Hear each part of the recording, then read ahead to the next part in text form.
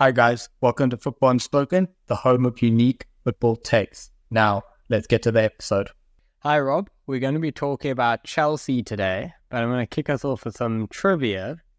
Can you tell me from last season, which four clubs spent the most money on wages? I don't need the order, just which four clubs do you think spent the most money on wages? All right, well, Chelsea surely are going to be up there because they've got 800 players on their list. Man City surely because they'll have a load of high-paid players. Reckon Man United just because they'll have a couple of real heavy spenders because they're Man United. And then the fourth one, I'm going to go Tottenham. I don't think Arsenal are there. No, it was actually Liverpool. So great going. So you got 3 out of 4, and that was a good start. But where that takes me from here is actually talking about Chelsea having 800 players.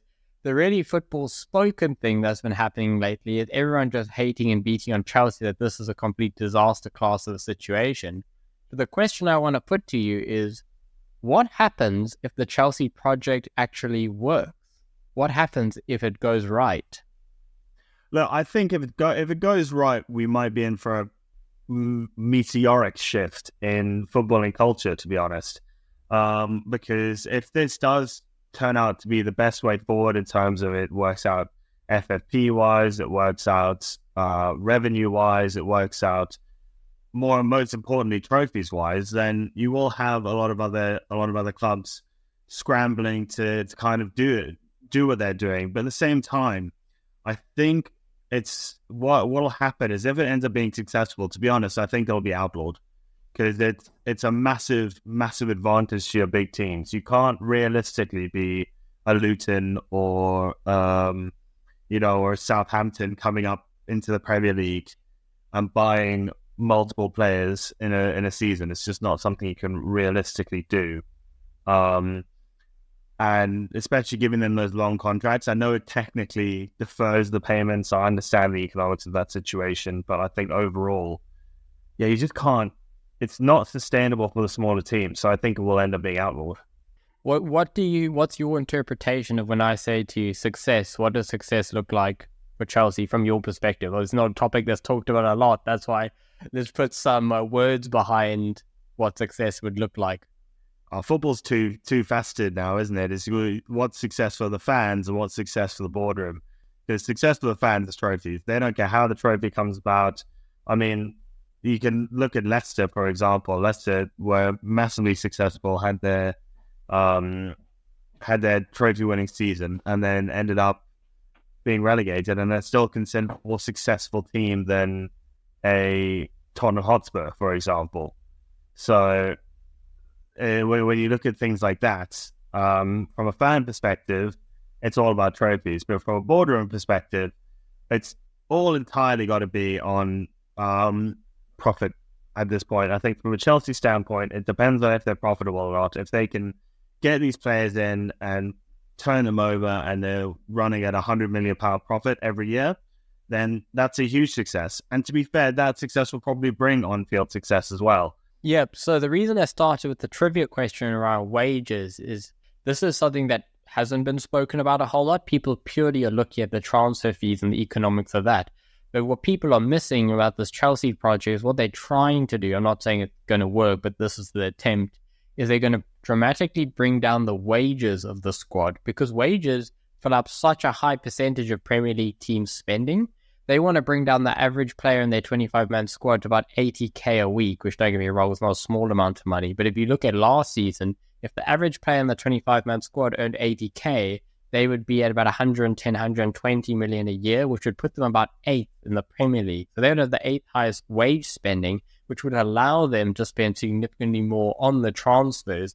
So I think you were saying like there'd be a meteoric shift. Funny enough, that shift could be in the way of how clubs actually just approach their wages. It's also worth mentioning that Chelsea goes the low wage base with very high incentives in terms of Champions League bonuses, goal bonuses, appearance bonuses being a lot higher than their competitors. But the thinking is you only then pay when you get a result, as in a Champions League or maybe a trophy or something like that. So it's more incentive based. and it protects the club from poor performances in the way of, like, when you come 8th, they don't need to worry about, oh, we're on a Champions League salary now. We have a squad on a Champions League salary.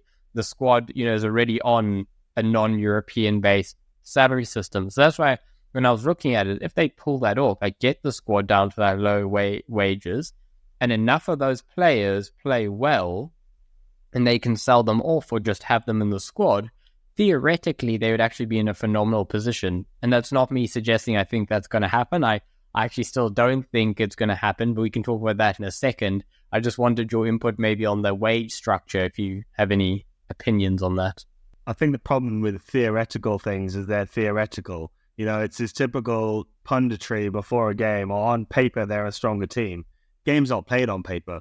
It's just not how it works. And realistically, I remember when Chelsea started this, and a lot of American fans were talking about, this is really successful model in the NFL. It's really successful in baseball, but they have different transfer rules.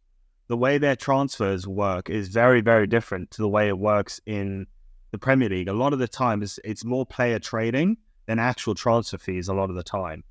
Whereas in the UK and in Europe and in football in general, to be honest, it's 90%, 95% is just flat out transfer fees. There's not many times you'll get a player swap happening, and when it does, it's really interesting. So I think theoretically, yeah, it'll work fantastically. You'll have X amount of money to spend on players, but the other side of it, it's double-edged sword, because you're going to end up tying players down to 9-year-long contracts.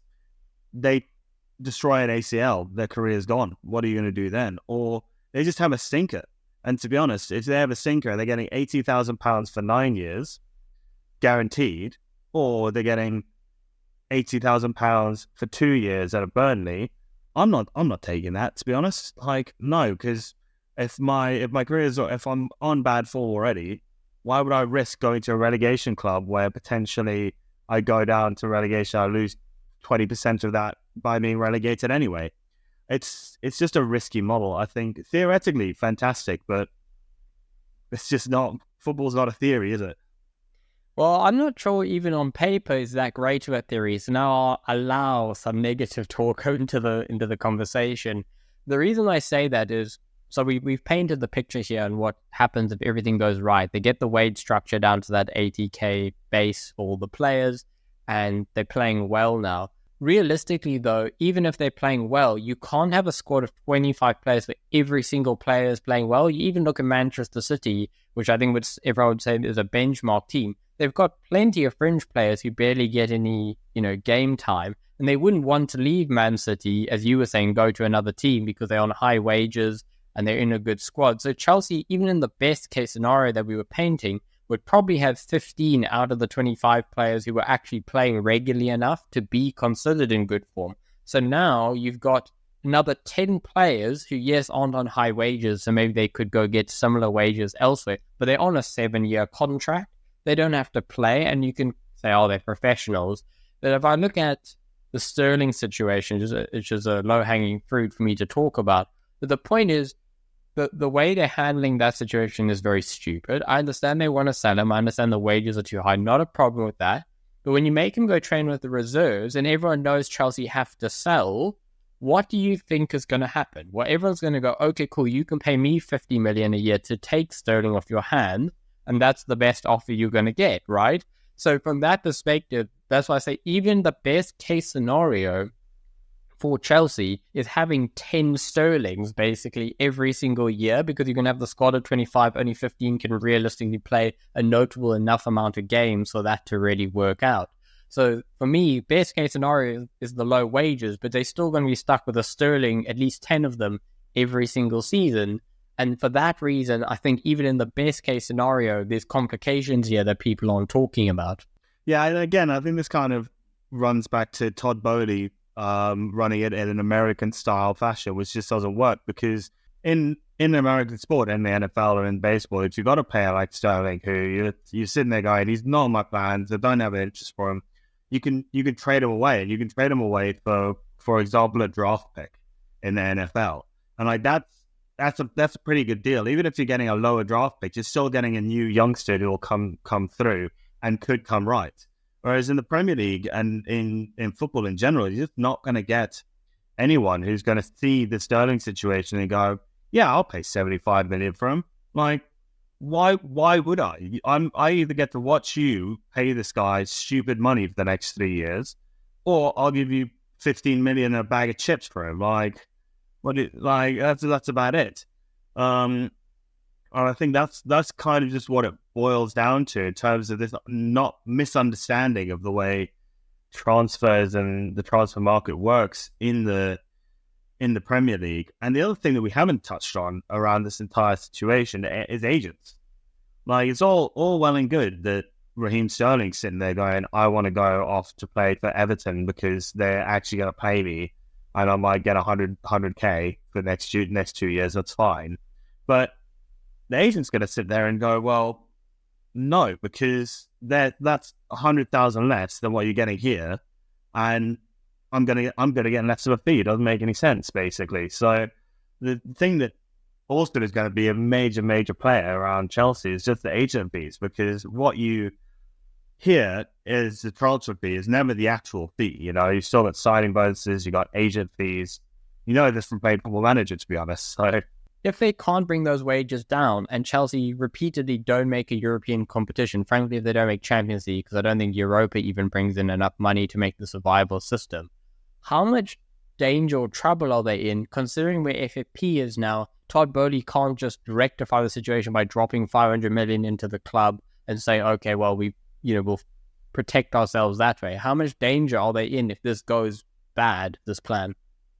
Look, I don't particularly want to speculate because I don't particularly understand the ways FFP are working at the moment, with Nottingham Forest getting points deduction last year and then this year buying Elliot Anderson for 35. I understand they sold the goalkeeper for 20 million, but they're also going to get Nketiah for 30 million or something like that.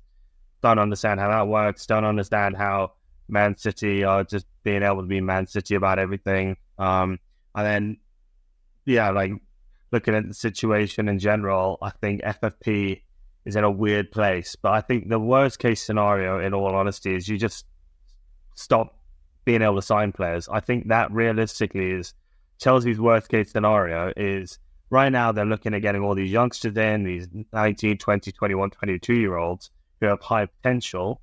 But what they're going to start seeing now is that it's going to be Football Manager where when I hit 27, they don't want me anymore. And I'm going to have to be sold off. And I just don't want to do that. I just don't see a future at this club. I don't see... the money gets you so far. And as soon as you start looking at the situation where you're not getting consistent Champions League, you're not winning trophies, and you're treating your players quite poorly, to be honest, no one's going to want to go there. No one with any real potential will want to go there when they could potentially go to even an Aston Villa or Newcastle, you know, where there's major potential, good growth opportunities, even a West Ham, realistic. I'm not even talking your traditional top four. Outside that top four, you've got teams who are pushing to get into those European spots. And I think if this goes badly, if this doesn't work out, Chelsea can start losing players to not top four rivals, but top 10 rivals. Yeah, I said last thing, one more thing has crept into my mind that I do need to mention, because I haven't heard anyone speak about this. There was a lot of discussion around why did they get rid of Pochettino or what happened there. Do you think it's possible that Todd Boehly and the board said to Poch, oh, you need to get rid of Sterling and Chalobah and these guys, and Pochettino turned around and said, I'm not prepared to do that. And realistically, we've just got everything together towards the end of the season. I've actually finally got a good squad of players that I want to build with. I don't want to bring in another 10, 20 youngsters. I want to build with this squad because we can do good things. And the board said, oh, that's not the plan. So if you don't want to do that, then you're going to have to go. I'm not sure if it was necessarily the board's, like, you've got to go. I think it was probably something along those lines, you know. It would have been we want to do the exact same thing. We want to get these youngsters in, and you need to start blooding youngsters. That's how we want to play. We want Chelsea to be a youngsters team. We get blooded, and then we profit off them, and then still try and win trophies. I think Poch has gone, you can't win trophies with kids. It's not how it works. It's never worked like that. Go back 20 years ago, and Alex Ferguson was talking about you can't win trophies with kids. And I think Poch has seen that and has gone, right, well, what you told me when I joined is not the vision you're giving me now. because I can't imagine that with the length of contract and the amount of money they probably would have had to pay him off, that the board would have gone, yeah, you're gone. They probably just gave him this, yeah, you're going to have 42 players and you have to sell 20 of them to just make your squad up, basically. And I also think that's why they struggled to get another manager, and why they've had to go for Goretzka, who I just don't think is top four ready. So, I think it's probably plans changed, and Pochettino put his hand up and went, this is not my vibe, boys. I'm not here for it.